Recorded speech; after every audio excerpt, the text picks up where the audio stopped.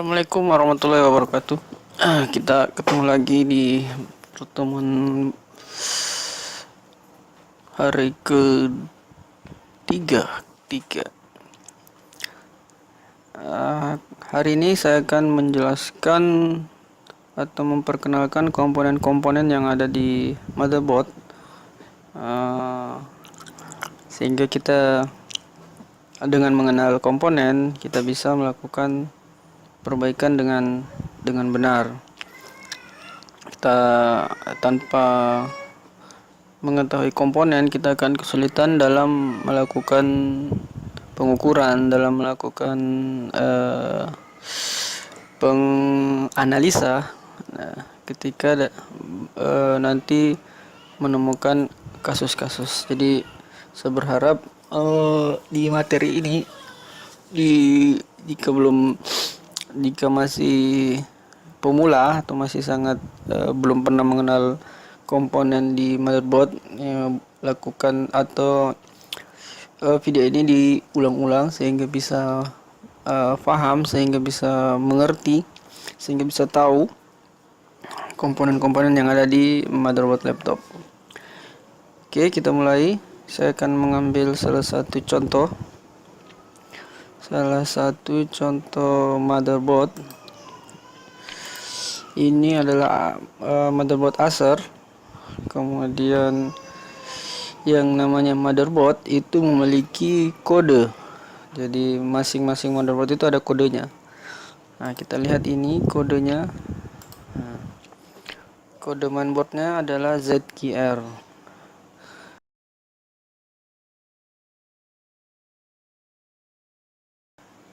Nah, ini kode yang digunakan untuk, ini kode biasa kita gunakan untuk ketika kita mencari skema untuk motherboard ini. Kita cari kode ZQR. Kemudian ini ada kode lagi, itu sama saja yang ini. Nah, ini DAO ZQR MB6C0. Nah, itu sama, yang diambil bagian ZQR-nya.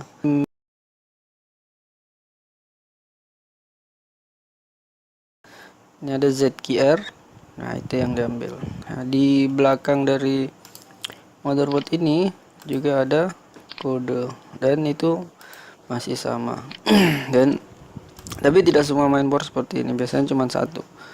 Nah, kebetulan ini ada beberapa dan sama. Oke, kita mulai pengenalan komponennya. Saya akan mulai dari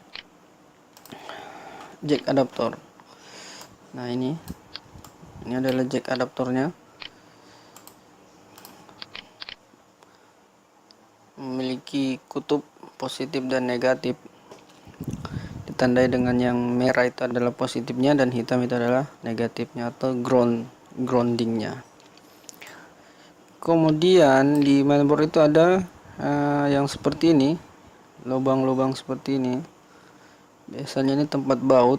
Nah, tapi ini juga menjadi patokan kita untuk menentukan yang namanya ground. Nah, ini semua adalah ground.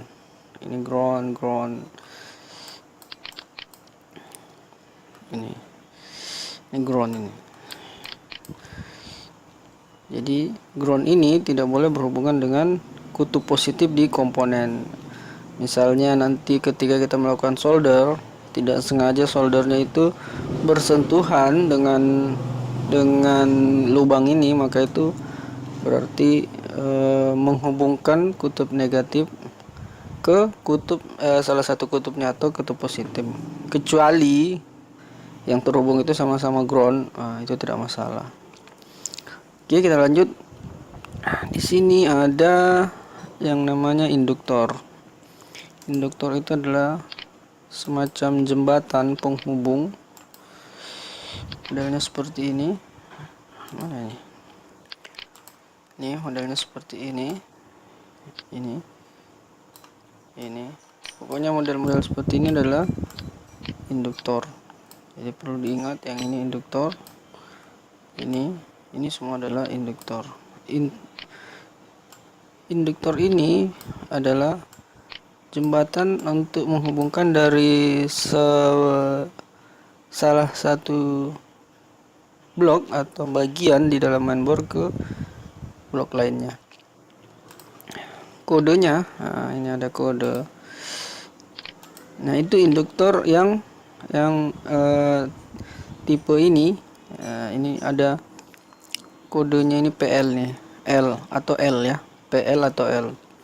P itu adalah power, L itu biasanya kita indikasikan sebagai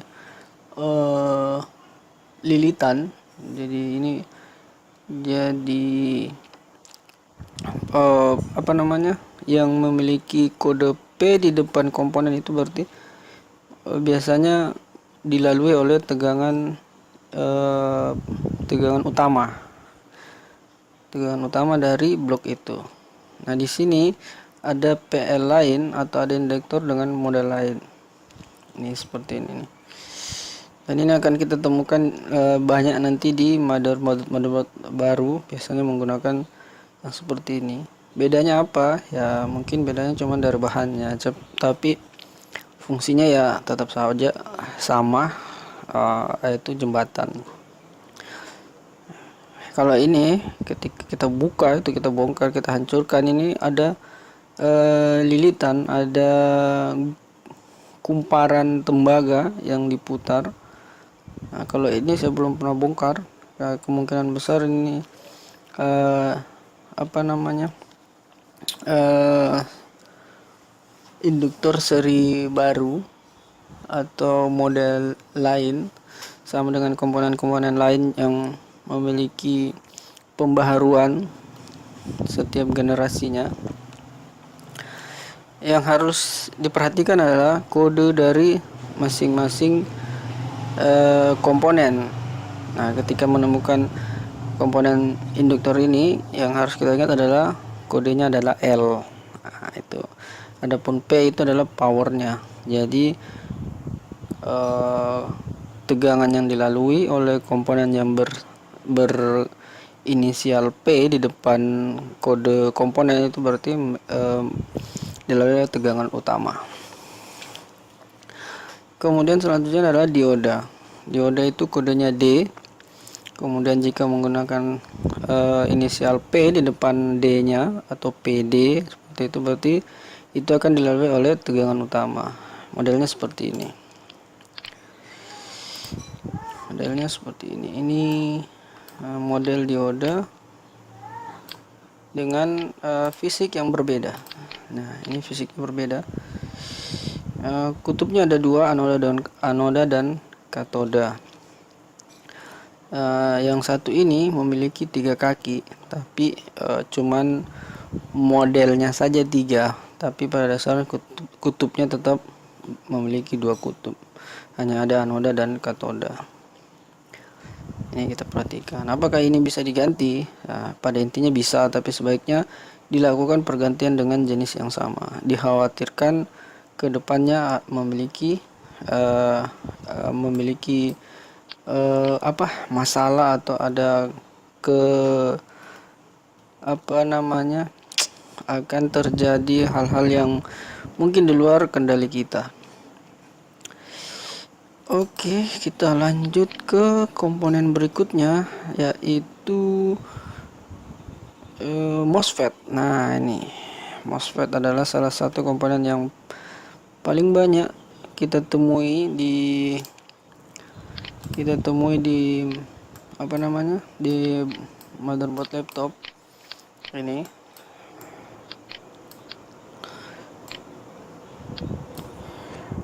Kode MOSFET itu adalah QI.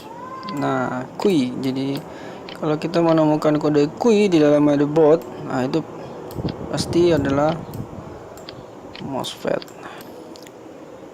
Nanti ini saya jelaskan secara bentuk aslinya. Nanti saya akan juga jelaskan dalam bentuk skema. Ini kakinya ada 8. Oke, saya gambarkan dulu ya. Kakinya itu 8, tapi pada intinya dia cuman 3. Nah, jadi MOSFET itu bentuknya seperti ini.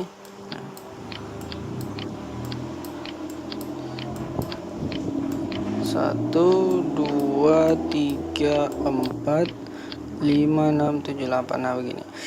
Nah kaki 1 dan kaki 3 itu tersambung. Apakah selalu? Ya, selalu. Kaki 1 dan kaki 3 itu selalu tersambung.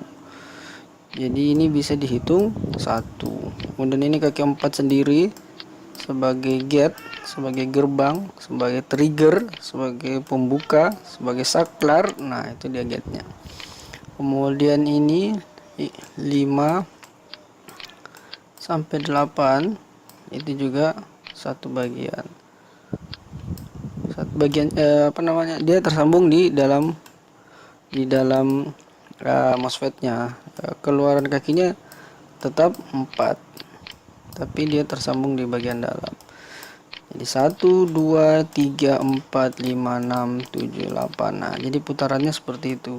Putarannya seperti ini nih. Nah, jadi kita menghitungnya 1 2 3 4 5 6 7 8. Itu adalah MOSFET. Oke. Nah, nanti MOSFET itu kita akan bahas sendiri di materi berikutnya. Yang ingin saya sampaikan di sini adalah pengenalan saja, biar kita tahu bahwa oh yang ini adalah MOSFET, oh yang ini adalah induktor, oh yang ini adalah dioda. Selanjutnya adalah kapasitor. Nah, ini kapasitor. Ini kapasitor solid namanya. Ini kapasitor itu kapasitor solid. Nah, ini kapasitor SMD. Ini kapasitor juga nih. Kemana lagi ya? Ya itu sudah. Jelas. Nah, ini kapasitor. Nah, yang kapasitor seperti ini dengan tulisan 100 kemudian EFZ 150 ini biasanya kapasitor untuk tegangan yang besar atau tegangan main power, tegangan utama. Biasanya ini adalah 19 volt. Dilewati oleh tegangan 19 volt. Beda dengan kapasitor yang seperti ini. Ini tidak terlalu kental. Nah, ini di badan kapasitor ini ada tulis 562,5 volt. Yang ini biasanya markingnya atau kode produksinya. Kemudian jenisnya besar apa ya? Besar kemampuan komponen ini adalah ini 560 mikrofarad. Satuannya farad. Untuk kapasitor itu satuannya farad. Kemudian 2,5 volt. Artinya kapasitor ini mampu dilewati oleh tegangan hingga 2,5 volt. Kemudian kita lihat ini 6,3. Nah, berarti seperti itu. Sama dengan penjelasan ini. Kalau ini cuma 2,5, ini 6,3. Kemudian nilainya adalah 330 mikrofarad. Nanti kita jelaskan di materi lain juga khusus kapasitor yang agak panjang ini. Kemudian yang ini kapasitor SMD. Nah, ini modelnya baru, bukan model baru, maksudnya modelnya lain. Lebih SMD itu kayak apa ya, lebih ke chip barangkali ya. Jadi dia didesain lebih kecil, tidak sama seperti ini. Bahannya beda, cuma namanya sama. Ini juga akan kita bahas di materi lain. Yang saya bahas di materi lain itu adalah komponen-komponen yang paling sering kita temui atau paling sering mengalami gangguan di motherboard. Kemudian ini namanya KBC. Nah, ini adalah sistem input output atau yang mengatur keseluruhan signal yang ada di motherboard. Nah, inilah namanya yang biasa kita sebut KBC atau yang biasa kita sebut SIO atau yang biasa kita sebut IO. Nah, ini KBC. serinya mana? Kita lihat serinya. Ya, serinya ada di sini tertulis mana nih? Nuvoton. Nah, ini ada Nuvoton nih, tulisan Nuvoton.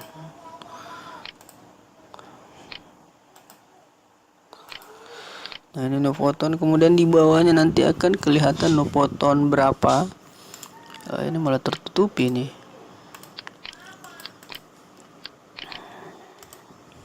Ya, itu NPCE 791LAODX. Nah, jadi kalau ini rusak, gantilah dengan seri yang sama. Selanjutnya kita ke IC BIOS. Nah, perhatikan ya, ini IC BIOS-nya. Modelnya mirip, hampir sama dengan MOSFET. Nah, ini dia kodenya U. Ini U4. Nah, jadi kalau menemukan yang seperti ini atau lebih kecil dari ini, kode komponennya adalah U, maka pastikan itu bukan MOSFET. Hubungan antara IC BIOS ini dan antara ini, nah, jadi ceritanya seperti ini. Ini yang akan kita lakukan nanti, yang flash BIOS atau pergantian firmware data. Di dalam IC ini kan ada data nih. Nah, itu fungsinya untuk menggerakkan KBC ini. Nah, itulah fungsi IC BIOS. Jadi ketika ini kita flash, itu kita mengganti informasi-informasi yang ada di dalamnya untuk mengoperasikan KBC ini. Oke, selanjutnya ke komponen lain yang bernama chipset. Di pertemuan kemarin kayaknya saya sudah menjelaskan sedikit yang chipset ini. Nah, ini adalah chipset penggabungan yang dulunya bernama short bit dan not bit digabungkan menjadi satu. Nah, ini kodenya ada di badan fisik chipset tersebut. Ini ada, biasanya ini tidak jelas ya, nanti perhatikan ada HM65 atau HM55 sekian. Nah, itu kodenya. Terus mana lagi? Ini prosesor. Nah, kalau prosesor mungkin semua yang pernah mengenal komputer juga ada kan prosesor. Nah, ini prosesor juga namanya nih. Ini prosesor, masih prosesor yang bisa dilepas-lepas. Nah, kita tahu prosesor yang sekarang kan sudah prosesor tanam.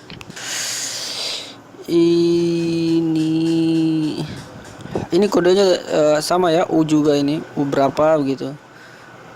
Perhatikan di bagian lainnya, coba saya lihat ya. Kita lihat, daripada bingung nanti. Ada enggak ini kelihatan? Nah, ini nih U13 nih, ada tulisannya nih U13 kecil nih. Nah, jadi nanti kalau di skema, kalau mau melihat isi dari chipset ini, perhatikan saja U13 ini. Kita beralih ke komponen berikutnya. Ini sudah, kemudian apa lagi ya? Ini IC tidak kelihatan sih badannya. Biasanya kalau kelihatan ini gampang nih toh. Ini IC kalau tidak salah sih ini IC zone. Nah, ini IC zone nih. Untuk memastikannya tinggal lihat saja di skema. Nanti kalau kita belajar skema, kita akan lebih cepat paham, lebih cepat mengerti, karena akan kita padukan antara bentuk asli dan contoh di dalam skema. Apalagi, nah ini adalah tempat IC baterai CMOS. penanggalan atau jam di sistem BIOSnya, tapi juga akan sangat berpengaruh di beberapa mainboard, dapat memberikan tegangan tambahan untuk IC maupun untuk KBC. CMOS ini memiliki tegangan 3,2. Nah, normalnya itu 3,2 volt. Selain komponen, ini adalah sound jack sound. Kemudian ini adalah USB, ini HDMI, ini tidak kelihatan ya. Nah, ini adalah apa namanya, ini VGA untuk ke monitor atau ke proyektor. Kemudian ini adalah LAN, jack LAN yang sudah jarang kita gunakan. Ini HDMI, kemudian ini USB. Oh, ini sudah di belakang dari mainboard. Kita lihat tidak ada perbedaan. Nah, ini juga MOSFET yang 3 kaki. Ini deretan. Biasanya untuk MOSFET itu kita menyebut untuk yang kaki 8, terus untuk yang kaki 3 ini biasa kita sebut dengan FIT. Tapi intinya sama, tetapi itu adalah MOSFET. Kemudian ini adalah FIT. Ini tombol klik kiri dan klik kanannya ini di mainboard. Kemudian ini ada LED yang biasa menjadi pertanda atau signal bahwa laptop sudah bisa hidup atau bisa mengetahui kondisi power input sudah bekerja.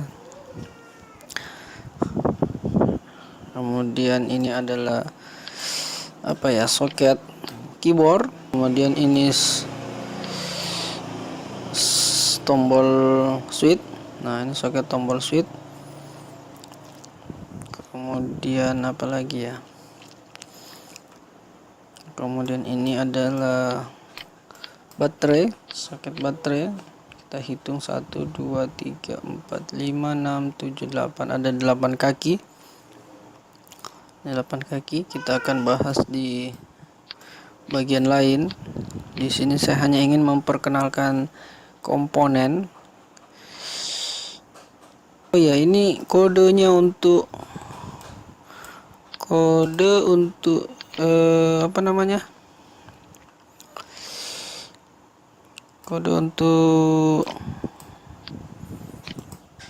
ini adalah biasanya CN. Nah, ini soket ini biasanya CN. Yang soket-soket ini ada kodenya ada CN berapa. Ini ada nih CN nih, CN. Kemudian ini biasanya kodenya CN semua nih. Terus ini card reader ini card reader, ini mic. Nah, ini di sini kita lihat MOSFET-nya bermacam-macam bentuknya. Ada yang kecil, ada yang besar, ada yang tipis tapi panjang. Nah, pada dasarnya semua sama.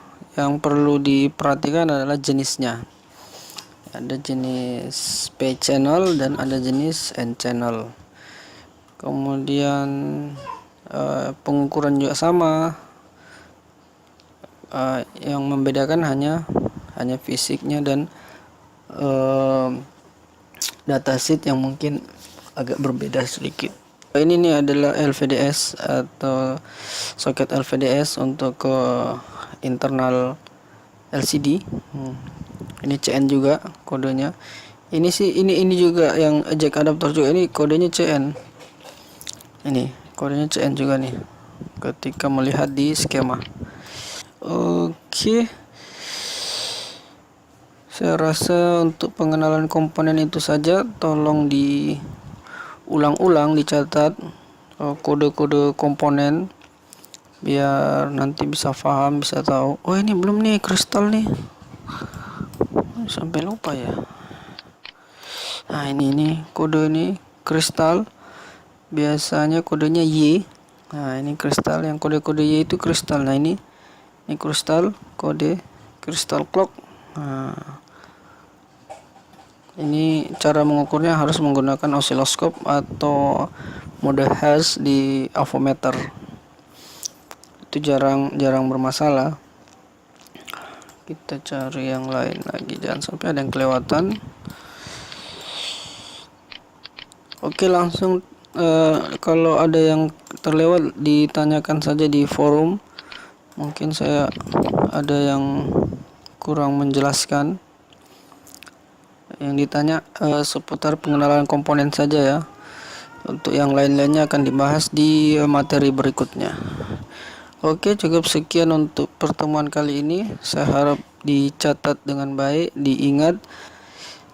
Oke, terima kasih. Wassalamualaikum warahmatullahi wabarakatuh.